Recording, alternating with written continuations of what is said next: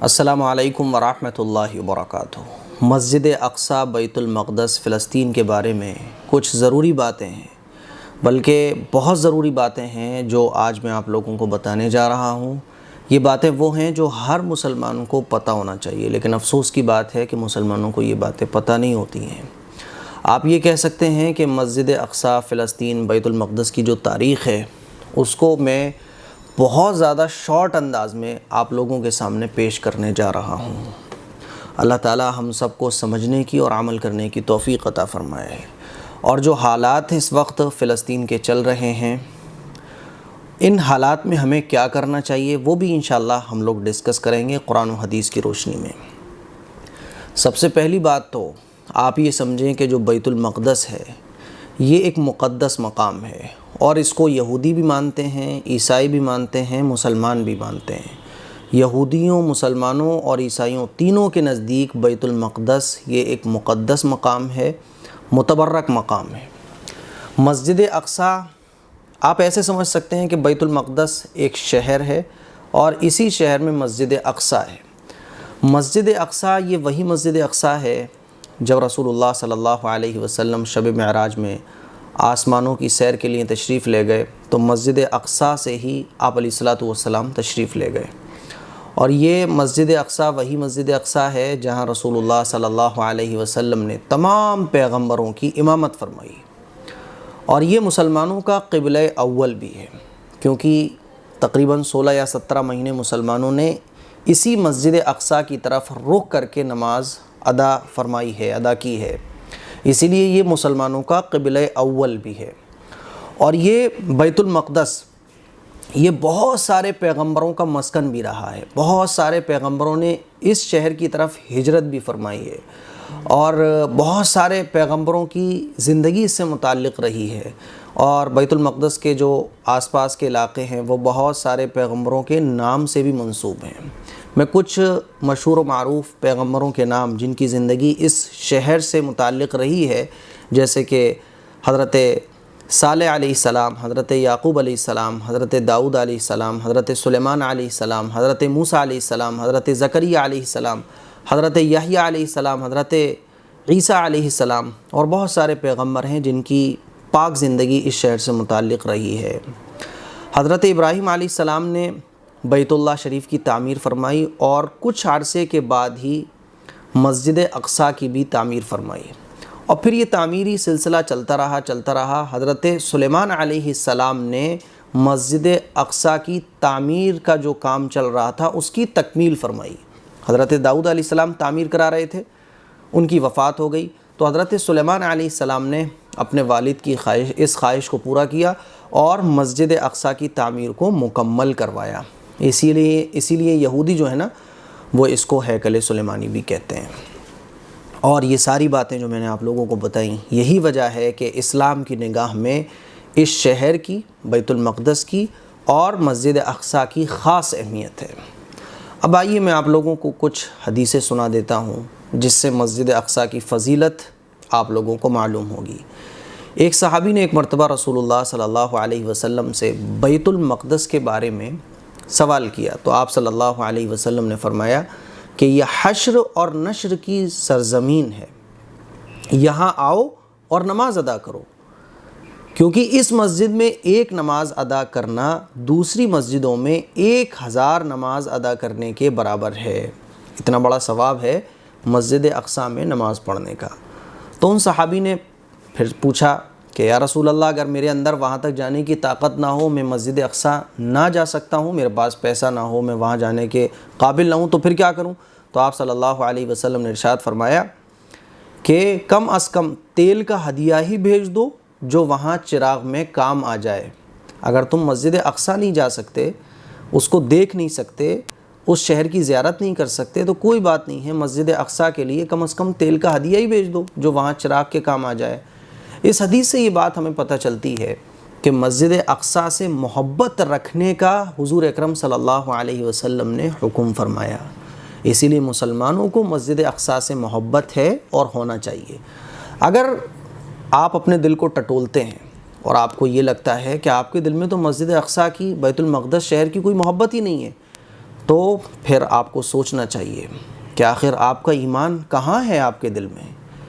کیا آپ کو مسجد اقصیٰ سے محبت ہی نہیں ہے؟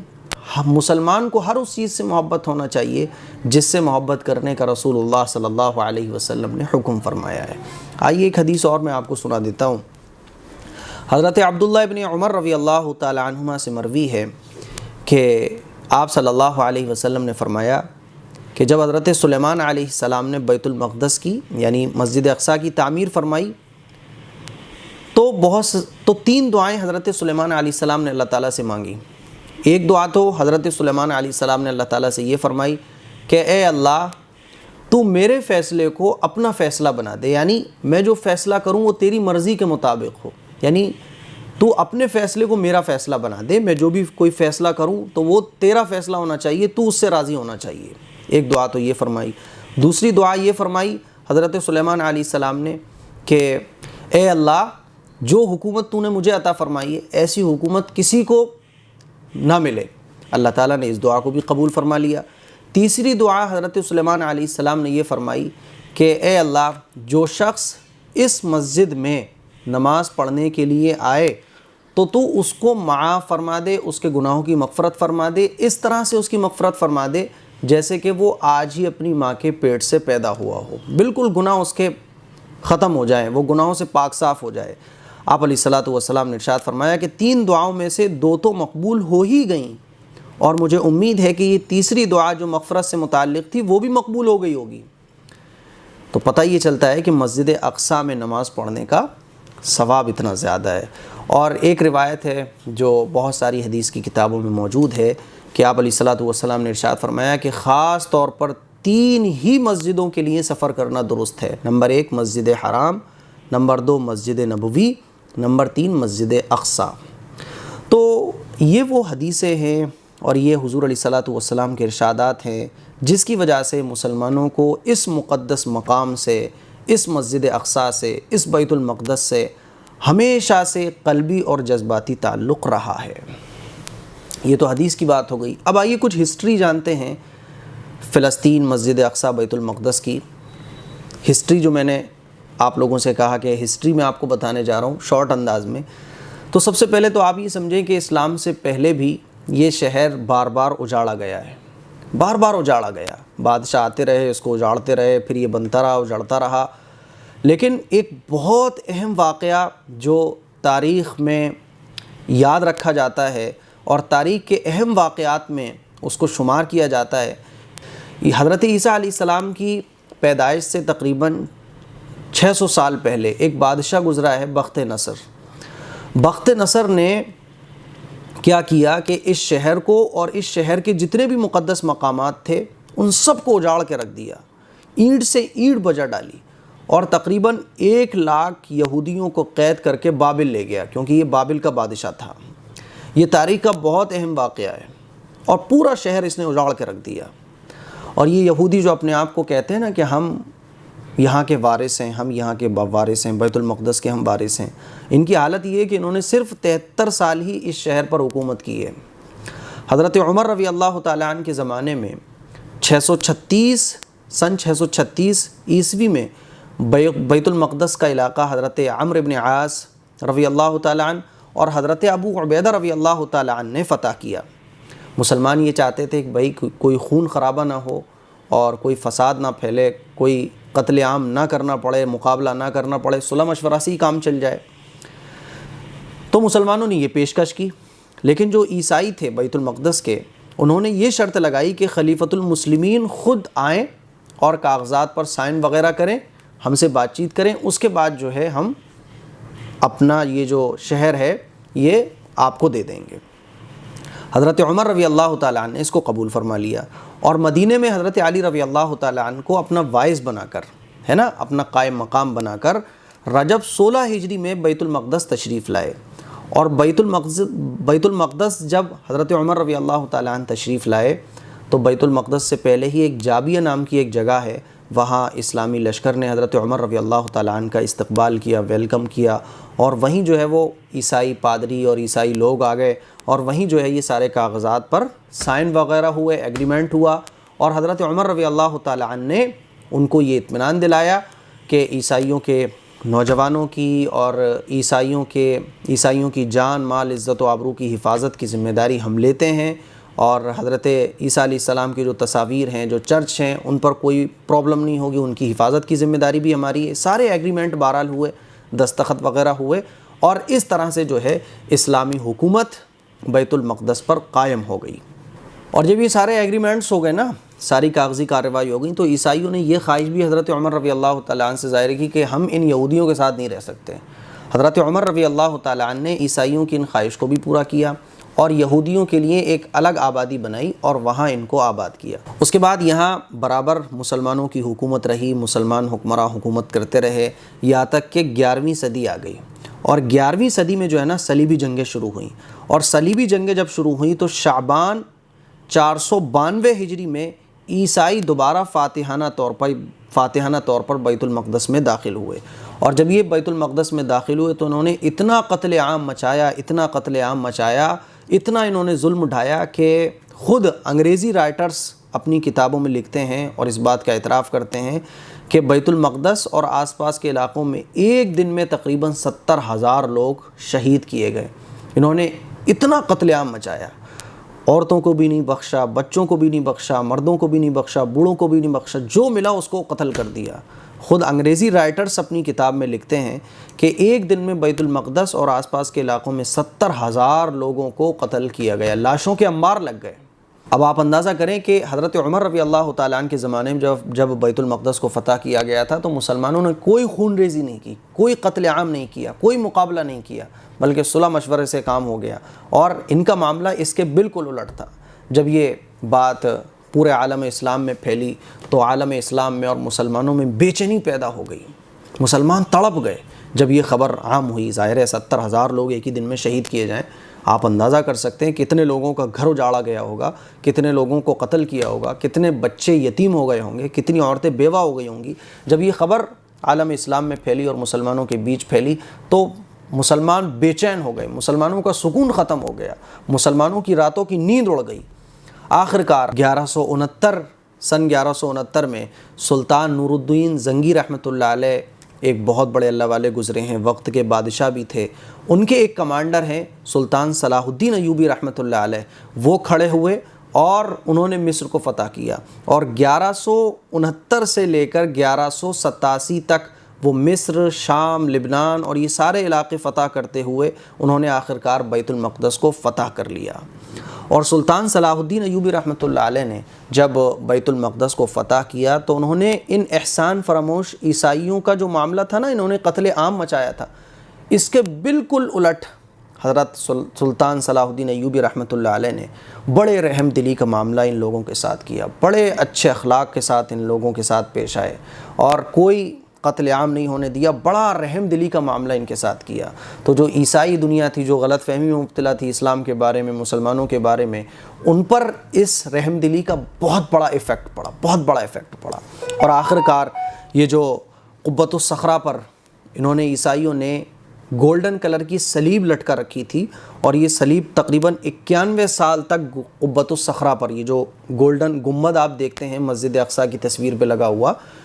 جب بھی کوئی خبر آتی ہے تو گولڈن کلر کا گنبد لگا ہوتا ہے، تو اس گولڈن کلر کے گنبد پر گولڈن کلر کی صلیب لٹکا دی تھی عیسائیوں نے جب انہوں نے بیت المقدس کو فتح کیا تھا۔ تو سلطان صلاح الدین ایوبی رحمۃ اللہ علیہ نے جب بیت المقدس کو فتح کیا 1187 میں، تو یہ صلیب جو گولڈن کلر کی قبۃ الصخرہ پر عیسائیوں نے لٹکا رکھی تھی، اس کو اتروایا، اور اس کی جگہ جو ہے ہلال نصب کیا گیا۔ ہلال یعنی یہ چاند کا نشان۔ تب سے ہی دنیا یہ سمجھنے لگی یہ چاند کا نشان مسلمانوں کا نشان ہے، تو سب سے پہلے یہ چاند کا نشان اسی قبۃ الصخرہ پر نصب کیا گیا تھا، اور تب جا کے مسلمانوں کو سکون ملا۔ اور یہ جو 91 سال کا ٹائم ہے نا، یہ مسلمانوں کے لیے بہت مشکل بھرا رہا۔ بہرحال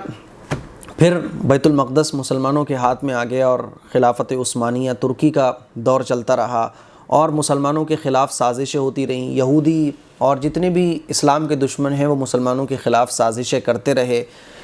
لیکن بہرحال سازشیں کامیاب نہیں ہوئیں۔ لیکن آپ کو پتہ ہونا چاہیے کہ ہمیشہ سے جو مسلمانوں کو نقصان پہنچا ہے، جو مسلمانوں کا نقصان ہوا ہے، مسلمانوں کے خلاف جو سازشیں کامیاب ہوئی ہیں، وہ ہمارے اپنوں ہی کے ذریعے کامیاب ہوئی ہیں۔ ہمارے اپنوں نے ہی ہمیں دغا دیا ہے، ہمارے اپنوں نے ہی ہمیں دھوکہ دیا ہے، ہمارے اپنوں نے ہی راز فاش کیے ہیں۔ یہی وجہ ہے کہ خلافت عثمانیہ ترکی کے دور میں یہودیوں نے سازشیں تو بہت کی لیکن ناکام رہیں، کیونکہ مسلمانوں میں اتحاد تھا، مسلمانوں میں اتفاق تھا۔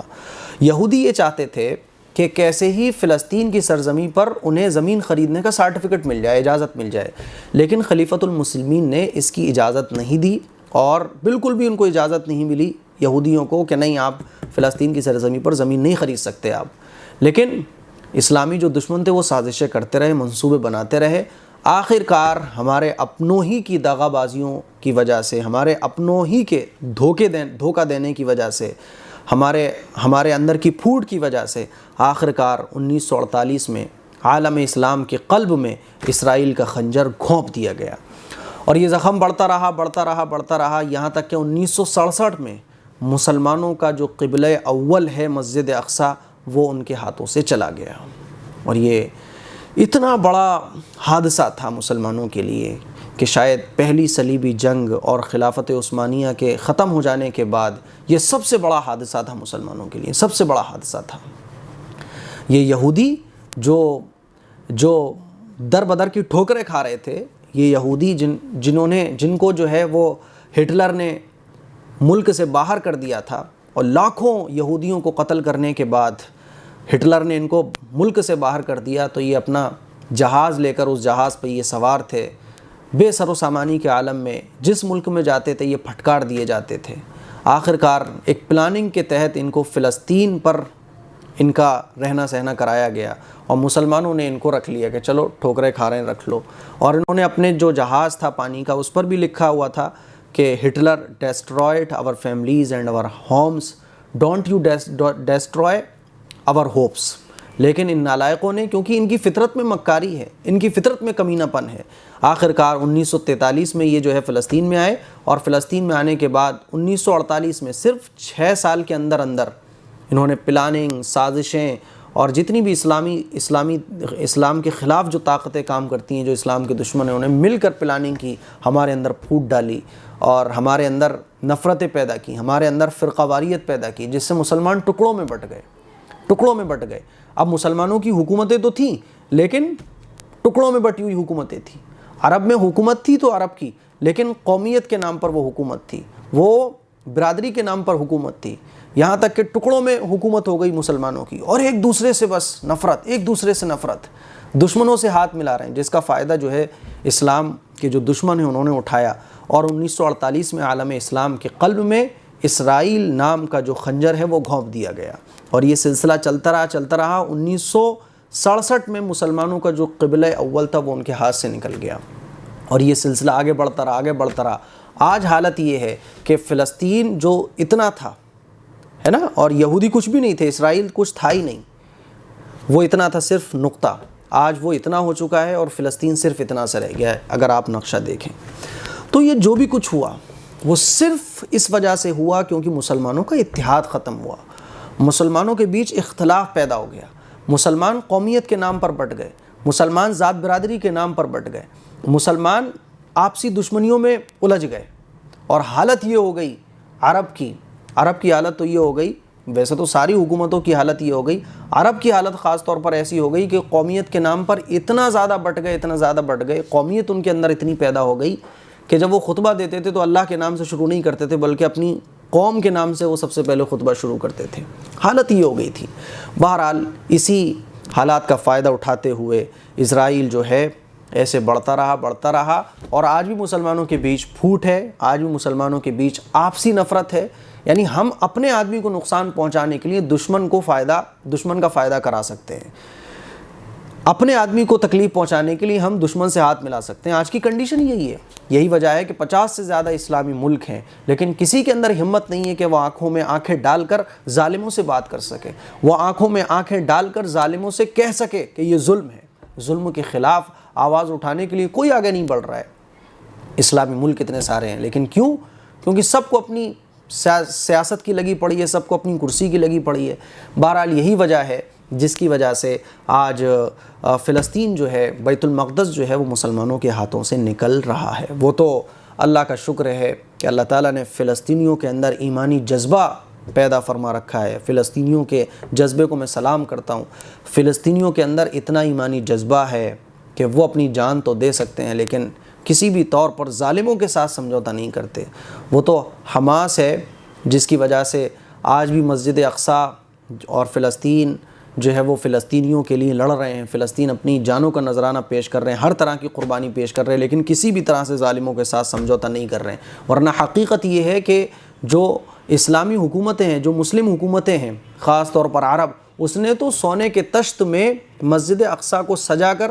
یہودیوں کے سامنے پیش کر دیا تھا۔ یہ تو عوام کا جذبہ ہے ایمانی، یہ تو عوام کی محبت ہے مسجد اقصیٰ کے ساتھ کہ فلسطینی عوام اٹھی، دنیا کے تمام مسلمانوں نے آواز اٹھائی اور حماس کے لوگ کھڑے ہوئے اور انہوں نے کہا کہ نہیں، ایسا نہیں ہونے دیں گے ہم۔ یہی وجہ ہے کہ جب سے 70 سالوں سے یہ جنگ چلی آ رہی ہے، ورنہ کب کا جو ہے یہ فلسطین اور بیت المقدس دنیا کے صفحے سے غائب ہو چکے ہوتے، دنیا کے نقشے سے غائب ہو چکے ہوتے اور یہاں پورا اسرائیل کا قبضہ ہوتا۔ اب ایسے جو حالات ہیں، آپ دیکھ رہے ہیں کہ 70 سالوں سے فلسطینیوں کے اوپر ظلم ہو رہا ہے۔ ایسے حالات میں سب سے پہلے تو ہمیں یہ سمجھنا چاہیے کہ فلسطین کوئی فلسطینیوں کا مسئلہ نہیں ہے، بلکہ یہ مسلمانوں کا مسئلہ ہے، یہ ایک مذہبی مسئلہ ہے۔ اور پوری دنیا کو یہ سمجھنا چاہیے، پوری دنیا اس بات کو جانتی ہے کہ یہودیوں کی مکاریاں کیا ہیں، یہ فلسطین کیا تھا اور یہودی کہاں سے آئے اور کیسے یہودیوں نے قبضہ کیا، یہ پوری دنیا اس بات کو جانتی ہے۔ اور یہودی کس طرح سے نہتے فلسطینیوں پر ظلم کرتے ہیں، اس کو بھی پوری دنیا جانتی ہے۔ لیکن کیا کریں کہ جب ظلم مسلمانوں پر ہوتا ہے تو پھر ساری دنیا خاموش تماشائی بنی ہوئی اس ظلم کے ننگے ناچ کو دیکھتی ہے۔ یہی وجہ ہے کہ پوری دنیا خاموش ہے، کچھ ملکوں کو چھوڑ کر۔ اور اس کی مین وجہ یہ ہے کہ بھائی جب ہمارا گھر کا آدمی نہیں بولے گا، اگر ہمارے اوپر کوئی ظلم ہو رہا ہو، ہمارے گھر میں کوئی چوری اور ڈاکہ ڈال رہا ہو، ہمارے گھر کو کوئی بگاڑ رہا ہو اور ہمارے گھر کے ہی لوگ ہمارے سپورٹ میں نہ آئیں، ٹھیک ہے نا، تو پھر پڑوسی سوچے گا یار بھائی میں کیوں بولوں۔ یہی کنڈیشن آج کی ہے۔ عرب ہے وہ سو رہا ہے، دوسری مسلم حکومتیں وہ سو رہی ہیں، تو پوری دنیا کے ملک یہ سوچتے ہیں بھائی جب یہ لوگ نہیں بول رہے تو ہم کیوں بولیں۔ حالانکہ پوری دنیا کے ملکوں کی یہ ذمہ داری ہے، جو لوگ بھی انسانیت کا سبق پڑھتے ہیں اور پڑھاتے ہیں دوسروں کو، انہیں یہ سوچنا چاہیے یہ تو کھلا ہوا ظلم ہے جو یہودی فلسطینیوں کے اوپر کر رہے ہیں۔ ایسے موقع پر ہمیں کیا کرنا چاہیے، ہم کیا کر سکتے ہیں؟ ہم اللہ تعالیٰ سے پہلی بات تو دعا کر سکتے ہیں، اللہ تعالیٰ سے ہم دعا کریں۔ دوسری بات یہ کہ برائی کو برا جانیں۔ حضور اکرم صلی اللہ علیہ وسلم نے ارشاد فرمایا کہ جب تم میں سے کوئی شخص کسی برائی کو دیکھے تو اگر ہاتھ سے روکنے کی طاقت رکھتا ہو تو ہاتھ سے روکے، اور اگر ہاتھ سے نہ روک سکتا ہو تو زبان سے روکے، زبان سے نہ روک سکتا ہو تو کم از کم اس کو دل میں برا سمجھے۔ یہ جو ظلم ہے، ظلم تو کہیں کا بھی ہو،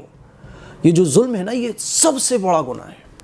کفر سے بھی بڑا گناہ ہے ظلم۔ کیونکہ کفر کو تو کسی حد تک برداشت کیا جا سکتا ہے، کوئی اگر آدمی کافر ہے تو اس کے ساتھ دنیاوی معاملات ہو سکتے ہیں، لیکن ظالم کے ساتھ تو رتی برابر بھی گنجائش نہیں ہے رعایت کرنے کی۔ ظالم کے ساتھ تو بالکل بھی گنجائش نہیں ہے کہ اس کے ساتھ اچھا معاملہ کیا جائے، اس سے بات چیت کی جائے۔ اس کے ساتھ تو سیدھا یہ معاملہ ہے کہ ظلم کو تو روک۔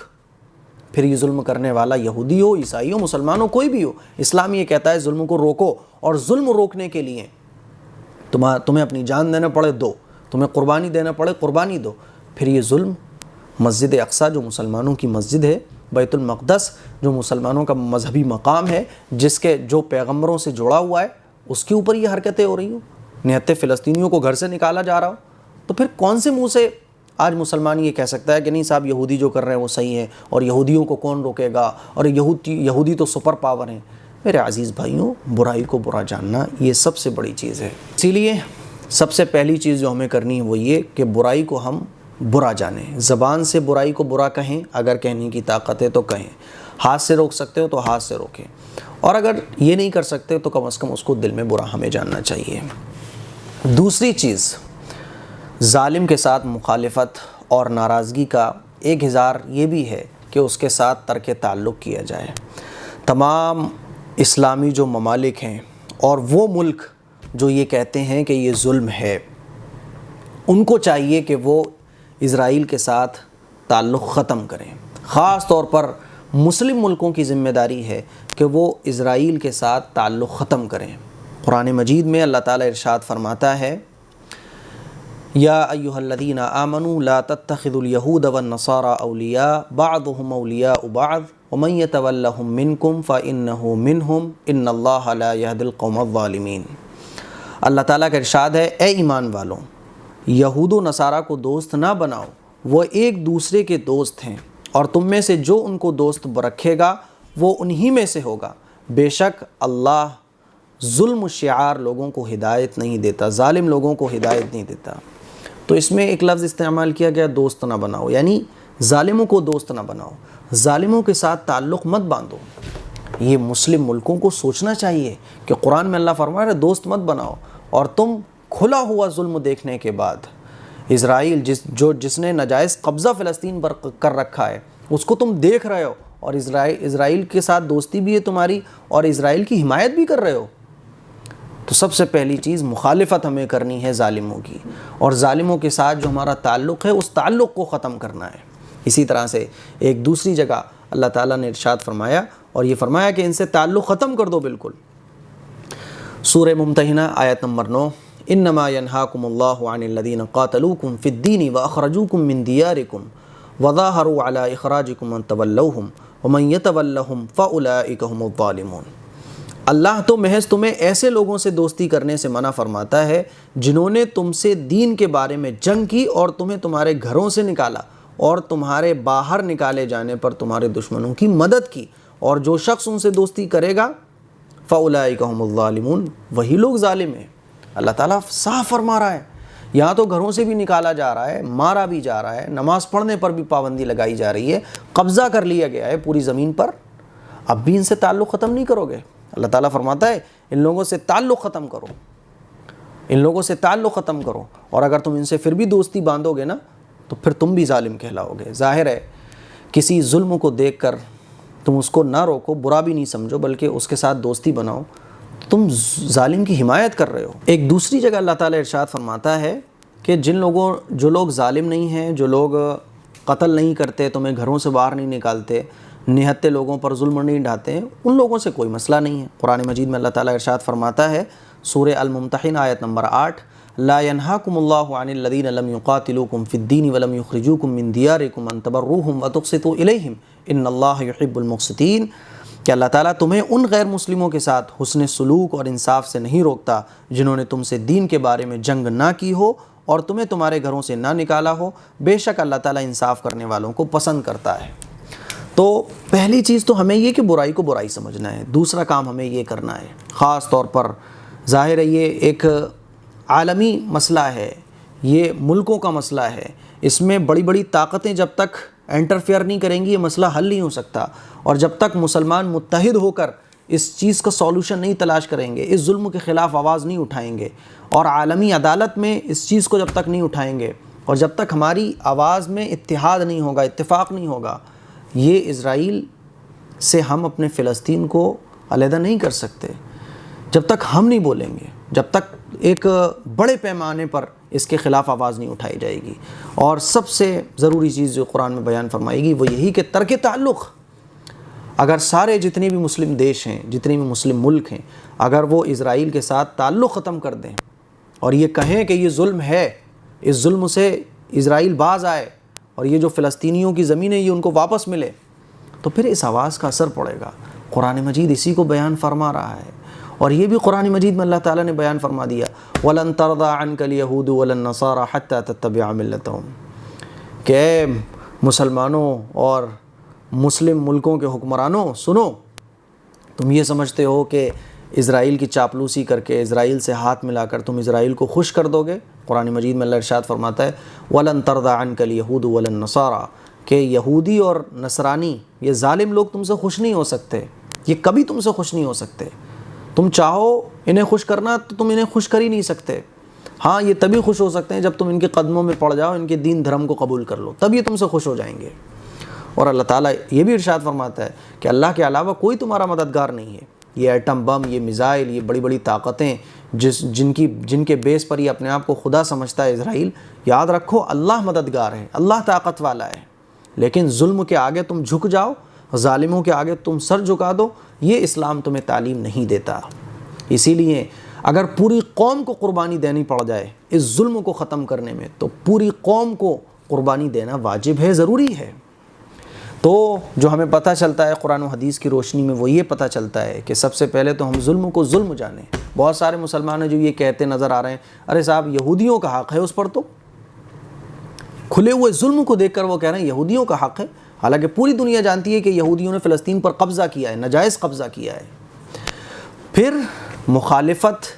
کرنا اور مخالفت کے ساتھ ساتھ ترک تعلق۔ جو اسلامی ملک ہیں ان کو چاہیے کہ وہ اسرائیل کے ساتھ اور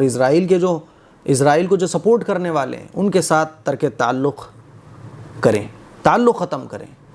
اور اللہ مددگار ہے بھائی، اللہ دینے والا ہے، اللہ پر یقین تو رکھو۔ کیا تم نے اپنی ہسٹری نہیں پڑھی؟ کیا تم نے اپنی تاریخ نہیں پڑھی؟ سب بھول گئے؟ اپنی ہسٹری پڑھو۔ اور سب سے ضروری بات ہمارے آقا صلی اللہ علیہ وسلم کے جو ارشادات ہیں وہ پڑھو۔ ظلم کو آپ دیکھ رہے ہو اور عیش و آرام میں رہ رہے ہو، بیکار ہے ایسی زندگی۔ تو مخالفت کرنی ہے، ترک تعلق کرنا ہے۔ اور عوام ترک تعلق کیسے کرے؟